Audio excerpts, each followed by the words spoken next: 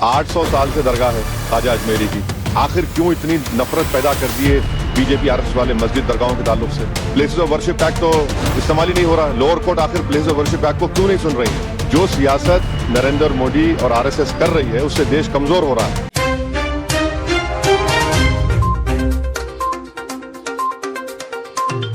अस्सलाम वालेकुम, आप देख रहे हैं शेख एक्सप्रेस टीवी। मैं हूं शारिक नक्शबंदी।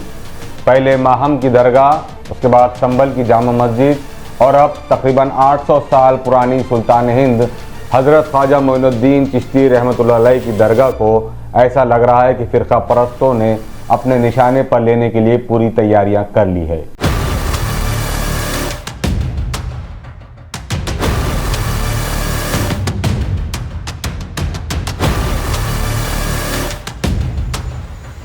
अजमेर सिविल कोर्ट में 27 नवंबर को यह तय होना था कि अजमेर दरगाह पर मंदिर होने का दावा करने वाली पिटीशन को सुनवाई के लिए एक्सेप्ट किया जाए या नहीं।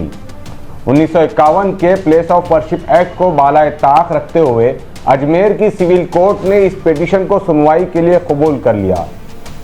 कोर्ट ने जैसे ही पिटीशन को सुनवाई के लिए कबूल कर लिया, इससे पूरे देश में हलचल मच गई।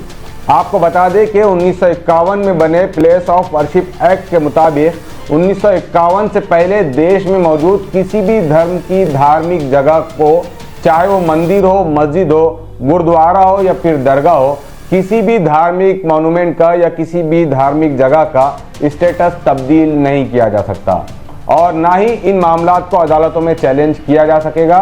ऐसा 1951 में बने प्लेस ऑफ वर्शिप एक्ट में बाज़ाब्ता कानून बना दिया गया। लेकिन इसके बरखिलाफ देश में अदालतें मंदिर मस्जिद मामले को इंटरटेन कर रही है, जिससे आगे चलकर ये प्रॉब्लम्स पूरे मुल्क के लिए एक चैलेंज बनते जा रहे हैं।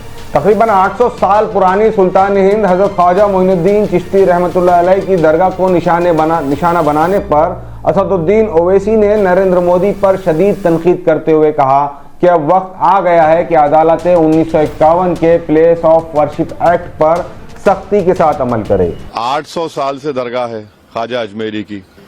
नेहरू से लेकर जितने प्रधानमंत्री बने वो वहां पर चादर भिजाते हैं। आप बताइए क्या करना चाह रहे हैं लोग?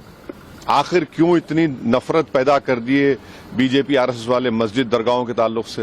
ये बहुत अफसोसनाक है कि हिंदुत्ववादी तंजीमों के एजेंडे को पूरा करने के लिए कानून और संविधान की धज्जियां उड़ाई जा रही है और नरेंद्र मोदी चुपचाप देख रहे हैं। असदुद्दीन ओवैसी ने मीडिया से गुफ्तगू में यह भी कहा कि भारत के आज तक के हर प्रधानमंत्री के साथ साथ खुद नरेंद्र मोदी की सरकार ने भी हर साल अकीदत के तौर पर दरगाह के उर्स के मौके पर चादर चढ़ाते रहे। अब ये क्या कहेंगे? प्रधानमंत्री नरेंद्र मोदी खुद चादर भिजाते हैं। अब बताइए उस पर क्या बोलेंगे वो? उन्होंने मिनिस्ट्री ऑफ माइनॉरिटी अफेयर्स को पार्टी बनाया तो नरेंद्र मोदी की सरकार उसको बोलेगी कि वो दरगाह है ही नहीं है।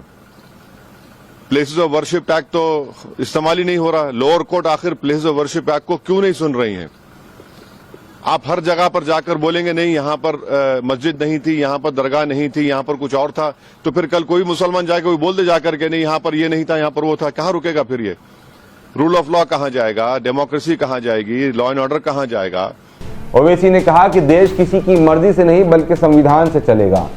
इसके अलावा असदुद्दीन ओवैसी ने अपने ट्वीट में लिखा कि भारत में कई राजे महाराजे और बादशाह आए और चले गए, लेकिन सुल्तान हिंद ख्वाजा हजरत मोइनुद्दीन चिश्ती रहमतुल्लाह अलैह का आस्ताना देश के तमाम धर्म के लोगों से आज भी आबाद है।